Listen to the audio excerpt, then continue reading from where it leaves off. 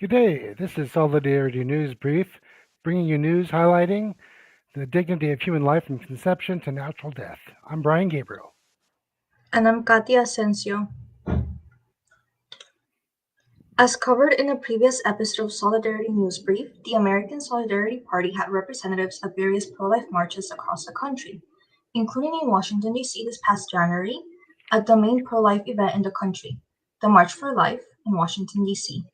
The party also had a presence in San Francisco at the West Coast Walk for Life, held this past January, in Los Angeles' One Life LA event, held at the Cathedral of Our Lady of the Angels, on the East Coast at the Connecticut March for Life in March of this year, and in Colorado for the Colorado March for Life on April 11.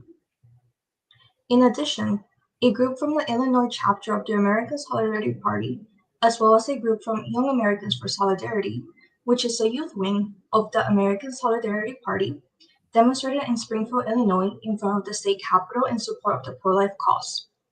The American Solidarity Party is a relatively new political party which is pro-life for the whole of life and incorporates Catholic social teaching in its platform. As stated in the American Solidarity Party platform, the American Solidarity Party believes in the intrinsic dignity of the human person from conception until natural death. The 2025 Delegate Convention for the American Solidarity Party, or ASP, will be taking place Friday, June 20th, through Sunday, June 22nd, according to the ASP newsletter. This year's delegates will be making decisions regarding the party governance, including voting on changes to the party bylaws, adopting standing resolutions, setting the party's priorities for the future, and electing members of the Solidarity National Committee.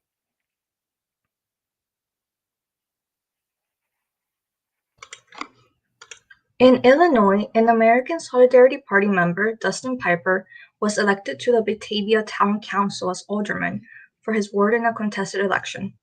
In the Texas chapter of the American Solidarity Party, Rene Anderson has received the endorsement of the ASP in the race for Texas Congressional District 18, with election day on November 4th. According to an ASP post on Facebook, Rene is the daughter of immigrants, a first-generation American. She holds a bachelor's degree in environmental studies, a master's in faith and culture, and a Juris Doctorate. She has advised the Holy See Permanent Observer Mission to the UN and other NGOs, where she gained experience in a range of human rights issues, ranging from environmental justice, human trafficking, and root causes of migration to parental rights and religious freedoms. After the passing of Pope Francis in April of this year, the Conclave of Cardinals has elected a new Pope of the Catholic Church. On May 8, 2025, the former Cardinal Robert Prevost of Chicago took the name Pope Leo XIV and becomes the first American Pope in history.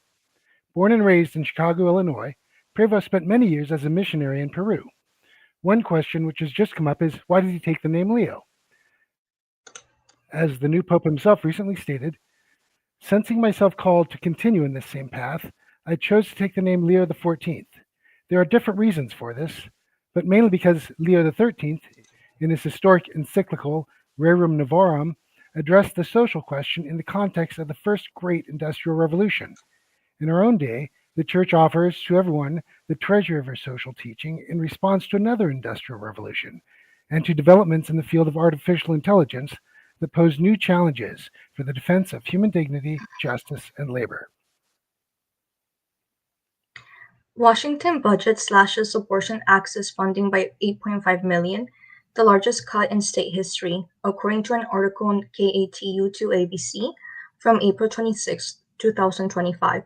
The Democratic budget writers in the Washington State Senate and House of Representatives unveiled the final budget plan for the upcoming biennium, one that includes a large budget cut to the Abortion Access Project. The reduction amounts to a 55% decrease in abortion access funding, the largest in state history. Abortion is a procedure which kills an unborn human being. Legislation that would require clergy to report child abuse or neglect in Washington state was signed into law by Democratic Governor Bob Ferguson on May 2nd.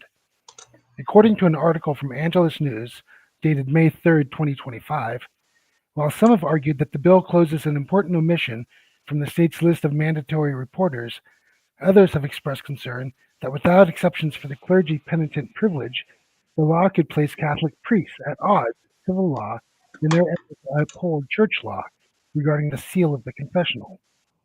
In the May 2nd statement, Bishop Thomas Staley of Spokane, Washington said, I want to assure you that your shepherds, bishop, and priests are committed to keeping the seal of confession, even to the point of going to jail. The sacrament of penance is sacred and will remain that way in the Diocese of Spokane. According to the American Solidarity Platform, the American Solidarity Party recognizes that a person can have no higher authority than God, an authority which imposes duties on each person. We acknowledge the right of people of all faiths to practice their religion without intimidation, and we oppose secularism, which seeks to remove religion from the public square. President Donald Trump's administration on Monday moved forward in defending U.S. rules easing access to the abortion drug mifepristone from a legal challenge that began during Democratic former President Joe Biden's administration. According to an article from Reuters from May 5th, the U.S. Department of Justice, in a brief filed in Texas federal court, urged a judge to dismiss the lawsuit by 3 Republican-led states on procedural grounds. While the filing does not discuss the merits of the state's case, it suggests the Trump administration is in no rush to drop the government's defense of mifepristone, used in more than 60% of U.S. abortions. The days of U.S. congressmen side hustling as day traders may be numbered, according to an April 29th article from Deseret.com. Senator Josh Hawley, Republican of Missouri, reintroduced the Preventing Elected Leaders from Owning Securities and Investments, or Pelosi Act. The act bans lawmakers and their spouses from holding, purchasing, or selling individual stocks while serving in the elected roles. They may still invest in diversified mutual funds, exchange traded funds, or U.S. Treasury bonds at any time. Interestingly, Representative Nancy Pelosi, Democrat from San Francisco, opposes the bill, which is named after herself. She stated on CNN that this is a free market and people should be able to participate in that.